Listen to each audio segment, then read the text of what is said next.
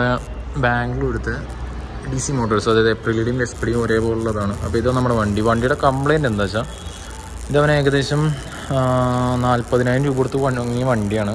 വണ്ടി കാണാനൊക്കെ നല്ല നീറ്റ് വണ്ടിയാണ്.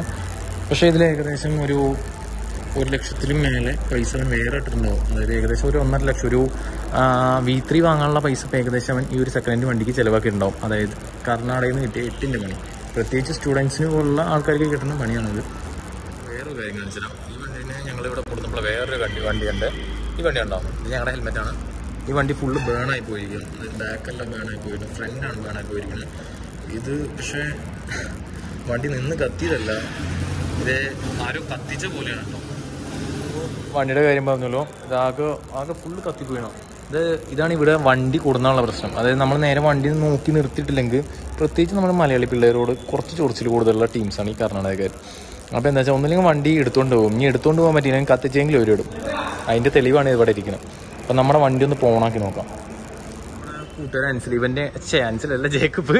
അപ്പോൾ ഇവൻ്റെയാണ് ആ ഒരു വണ്ടി, എപ്രിലിയ 150, 2019 മോഡൽ. ഇവൻ സെക്കൻഡ് ഹാൻഡ് എടുത്തത്. ഇവിടെ നിന്ന് എടുത്തത് എത്ര രൂപയ്ക്കാണ്? 40,000 രൂപയ്ക്ക്. ഇവിടെ നിന്ന് എടുത്തത് 65 പറഞ്ഞിട്ട് ലാസ്റ്റ് സംസാരിച്ച് 49,500 ഈ വണ്ടി ഇവിടെ നിന്ന് എടുത്തത്. ഓക്കെ, ഇപ്പൊ എത്ര രൂപ വണ്ടിക്ക് പണിയുള്ളൂ?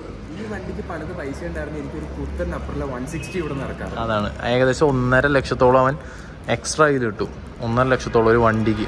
അപ്പോൾ അതാണ് ഞാൻ പറഞ്ഞു, ഇവിടുന്ന് പ്രത്യേകിച്ച് വണ്ടി വാങ്ങണ പിള്ളേര്, പ്രത്യേകിച്ച് സെക്കൻഡ് ഹാൻഡ് വണ്ടി, അതായത് എപ്രിലിയ എന്നല്ല, ഏത് വണ്ടിയാണെങ്കിലും. ഇപ്പോൾ അതേപോലെ നമ്മുടെ ഡൊമിനർ ഷോറൂമിൽ കൊണ്ടേ കാണിക്കുമെങ്കിൽ അത് അത്രയും നല്ലതായിരിക്കും. ഇവൻ എന്ത് ചെയ്തു വെച്ചാൽ ഇവൻ ഷോറൂമിൽ ഞാൻ ചെയ്ത ഏറ്റവും ലോക്കൽ കടയിൽ കൊടുത്തപ്പോൾ എൻ്റെ എഞ്ചിന് ഒരു ബെൽറ്റ് പൊട്ടിയിട്ട് ഞാൻ ഒരു കടയിൽ കൊണ്ടേ കാണിച്ചു കഴിഞ്ഞാൽ പുള്ളി എൻ്റെ വണ്ടിയുടെ ചേസ് സൈഡ് അഴിച്ച് എഞ്ചിൻ പാർട്സ് ആക്കി നിരത്തി വെച്ചിട്ട് പുള്ളി പറഞ്ഞു എൻ്റെ എഞ്ചിൻ്റെ പാർട്സ് പോയി മറിച്ചു പോയി എന്ന് പറഞ്ഞിട്ട് അവസാനം പുള്ളി എൻ്റെ എഞ്ചിൻ തന്നെ ഫുള്ള് മാറ്റി, റീസ്റ്റോർ ചെയ്ത് മാറ്റിയിട്ട് ലാസ്റ്റ് ഞാൻ പിന്നെ ഒരു പ്രോബ്ലം വന്നിട്ട് ഇവിടെ ഷോറൂമിൽ കൊണ്ടേ കാണിച്ചപ്പോൾ പുള്ളി എൻ്റെ അടുത്ത് പറഞ്ഞു എന്നാന്ന് വെച്ചാൽ ഇതിന് മുമ്പ് വെച്ച മെക്കാനിക്ക് പാർട്സ് അങ്ങോട്ടും കൂടി മാറ്റി വെച്ചുകൊണ്ടാണ് വീണ്ടും ഈ പ്രോബ്ലം വന്നത്. ആദ്യം തന്നെ ഷോറൂമിൽ കൊണ്ടുവന്നായിരുന്നു ഒരു കുഴപ്പമില്ലായിരുന്നു.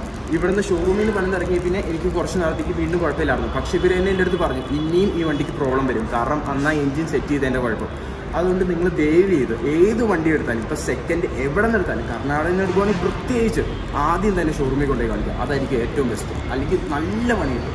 അവനിപ്പോൾ ഇത് പറഞ്ഞാൽ എന്താ വെച്ചാൽ നമ്മൾ ഏകദേശം 3 വണ്ടി കർണാടകയിൽ നിന്ന് എടുത്താൽ, ഒന്ന് ഈ എപ്രിലിയ, ഒന്നൊരു ഡൊമിനർ, ഒരു ലോക്കൽ യൂസിന് ഒരു ചെറിയ സ്കൂട്ടർ എടുത്തിരുന്നു. ആ ചെറിയ സ്കൂട്ടർ, അതായത് ലോക്കൽ യൂസിന് നമ്മൾ പ്ലാറ്റിനം പോലെ 80 കിലോമീറ്റർ മൈലേജ് കിട്ടുന്ന ഒരു സ്കൂട്ടർ എടുത്തത്, അതടക്കം പണി കിട്ടിയിരിക്കുകയാണ്.